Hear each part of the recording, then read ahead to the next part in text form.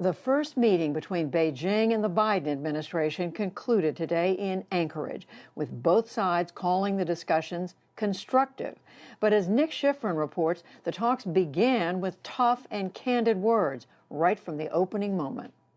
Thank you very much for making the journey to meet with us. It was supposed to be a short photo op. Secretary of State Tony Blinken and National Security Advisor Jake Sullivan opposite China's top diplomats Yang Jiechi and Wang Yi. But immediately, and over 3 2.5-hour sessions across 2 days, the U.S. criticized what it considers Chinese misbehavior, the internment of Muslim Uyghurs, the destruction of Hong Kong democracy, increased threats to Taiwan, coercing U.S. allies, including the trial of a Canadian today in secret behind police guard, and cyber attacks. Each of these actions threaten the rules-based order that maintains global stability. That's why they're not merely internal matters, and why we feel an obligation to raise these issues here today. In response, Yang used his 2-minute allotment to spend 16 minutes accusing the U.S. of hypocrisy. Many people within the U.S. actually have little confidence in the democracy of the United States. The challenges facing the U.S. in human rights are deep-seated. They did not just emerge over the past 4 years, such as Black Lives Matter. Hold on 1 second, please. Blinken then changed the plan and told the media to stay so he could respond on camera. Times said it's never a good bet to bet against America. At that point, the U.S. camera left. The Chinese objected and called for the cameras to return, to resume the tit-for-tat. One can only cause damage to himself if he tries to strangle or suppress the Chinese people. Yang's unabashed willingness to confront reflects President Xi Jinping's unwillingness to change behavior because of international pressure. Xi calls for China to, quote, stand tall in the East and has dramatically modernized China's military. The diplomats fronting that policy are called wolf warriors, after the movie series where a former Chinese soldier wins the day and kills the American villain. Actor and director Wu Jing told us in 2019 the film's nationalism reflects Beijing's refusal to abide Western criticism. In Chinese modern history, China has been bullied for a long time. We can't continue to allow China to rape our country, and that's what they're doing. But the U.S. is also more confrontational. Many Trump administration initiatives remain in place. Billions of dollars of tariffs, restrictions that go into effect Monday on U.S. companies selling technology to Chinese companies, and sanctions over Hong Kong's crackdown, including 24 new sanctions just 40 hours before the meeting began. Following the meetings, the Chinese said there were differences, but Strategic dialogue is direct, frank, and constructive. It is very conducive to the relations between the two sides. Blinken said the U.S. and China could cooperate, even as Beijing rejected the U.S.'s handful of criticisms from Xinjiang to cyberspace. It's no surprise that when we raised those issues, clearly and directly, we got a defensive response. But we were also able to have a very candid conversation over these many hours on an expansive agenda. On Iran, on North Korea, on Afghanistan, on climate. Our interests intersect. And for more on the meeting in Anchorage and overall U.S.-China policy, we turn to two views. Susan Thornton, first, had a 28-year career as an American diplomat, most recently as Acting Assistant Secretary for East Asian and Pacific Affairs during the Trump administration. She's now a visiting lecturer at Yale Law School. And Elizabeth Economy, a senior fellow at Stanford University's Hoover Institution. Her most recent book is The Third Revolution, Xi Jinping and the New Chinese State. Welcome back to the NewsHour to both of you. Susan Thornton, let me start with you. You heard right at the end there, both diplomats suggest that these talks were constructive despite the tone at the beginning. Do you support that? Yeah, I think this meeting was about restarting diplomacy with China after a 4-year hiatus, basically under the previous administration. And you do diplomacy to engage counterparts in private to try to find a way forward on areas where you have overlapping interests. And Secretary Blinken mentioned there at the end a number of areas, North Korea, Afghanistan, Iran, climate change, where there are overlapping interests, and to sit together with the other side and find out where those areas are and a way forward. That's the art and the goal. So I think that the circus in front of the cameras to start off was a bit unfortunate. I'm not sure that that is a necessarily productive way to start this off, but looks like they were able to, savor something for the end.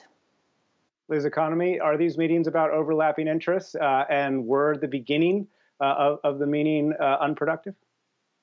I actually have a slightly different view from Susan. I think, yes, there was some objective of trying to find some common ground and common purpose, but I think that at least the White House pretty clearly stated up front that they saw this opportunity to sort of lay out the U.S. position, how it was approaching China, sort of the foundational principles of the U.S.-China relationship, one rooted in values and alliances and multilateral institutions, and also an opportunity to share some, pretty significant areas of concern, I think, around human rights and regional security. So I think, yes, there are some areas of common purpose and common ground, but even in those areas, let's face it, we're talking about high-level agreement on things like North Korea and Afghanistan and Iran. The path to getting actual constructive cooperation will be much more challenging. I do think climate offers a real opportunity, but I see it a little bit differently, I would say, from Susan. Susan Thornton, as Liz Economy was just saying, part of this was the Biden administration saying that they wanted to lay out their priorities. Many of those mirror some of the Trump policies. And the Biden team talks about confronting China from a position of strength, a reference to the domestic economy and allies. Do you support that approach? Well, I guess what I would say is that the laying out of our concerns with China has been done over and over again in public for the last 5 years. So I don't think there's much point in flying all the way to Alaska and sitting down, risking COVID protocols, et cetera, to just lay out again our concerns. The Chinese are well aware of the concerns, and they made pretty clear what they think of those and have over the past many years, and it's not changed, and it doesn't really get you anywhere, I would say. So I think the point of going to Alaska, again, is to get into private conversations to figure out how to manage the differences, how to engage in dialogue where you can find progress on areas, and to figure out where the overlapping areas of cooperation are. And I don't know how much progress we made on that, but I hope we made some. The issue about kind of coming at it from a position of strength, I mean, my preference would be, and frankly, maybe it's because I live in a rural part of the country where people just get stuff done, but I really think we need to calm down a bit about China. I don't think that China is 10 feet tall. I don't think America is going anywhere. And I think, there's a lot of miscommunication going on both sides, but the best way to deal with China is just to get into the details and start working, less talking and more doing. That would be my preference for dealing with the issues. So Liz Economy, take on those 2 points, that there is no point in flying to Alaska to air grievances publicly, and that China is not 10 feet tall. So I think, again, that the point is not simply to air grievances, but really to say this is how we're going to be approaching this relationship, right? This is fundamentally different from the way that the Trump administration tackled the issue. Again, this is an administration that has sort of outlined a strong commitment to values, to American values, to alliances, and to multilateral institutions. So all 3 things represent a fairly significant break from what has come before. In terms of whether China is 10 feet tall, no, I agree with Susan, it's not 10 feet tall, but I do think that Xi Jinping presents a vision of a reordered world order. China has a sense that it wants to, reconstitute the very geographic construct of its own country, right? It wants to claim Taiwan. It wants a wide swath of the South China Sea. It wants the United States out of East Asia as the dominant, power. It wants its own values and technologies and political interests sort of embedded in other countries. And Xi Jinping has talked about leading in the reform of the global governance system. So he really does have a different vision of what this world is supposed to look like over the next 10, 20, and 30 years. And so it may not be 10 feet tall, but I think its vision is definitely 10 feet tall and does require us to understand where he wants to take China and what that means for the United States and our interests. Susan Thornton, I'm sorry to ask you this in advance. I only have 1 minute left. So in 30 seconds, do you believe that China is a fundamentally different country under Xi Jinping?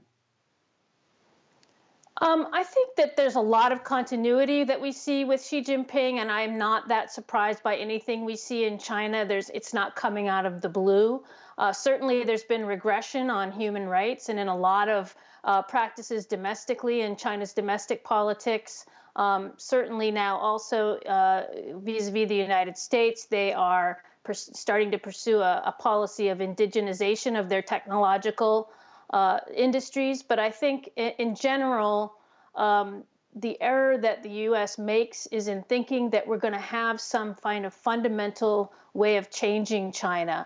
I personally don't think China represents an existential threat. I think we need to learn to live with China and coexist. They're not going anywhere, but we're probably not going to be able to change them fundamentally. Liz Economy, sorry, 30 seconds. China is not an existential threat. No problem. China is pretty close to an existential threat, but I agree we're probably not going to be able to change China until China, inside itself wants to change. But we can work with our allies and partners to constrain China and to push back where it actually does challenge our fundamental interests. Susan Thornton, Liz Economy, thank you very much. Thanks, Nick.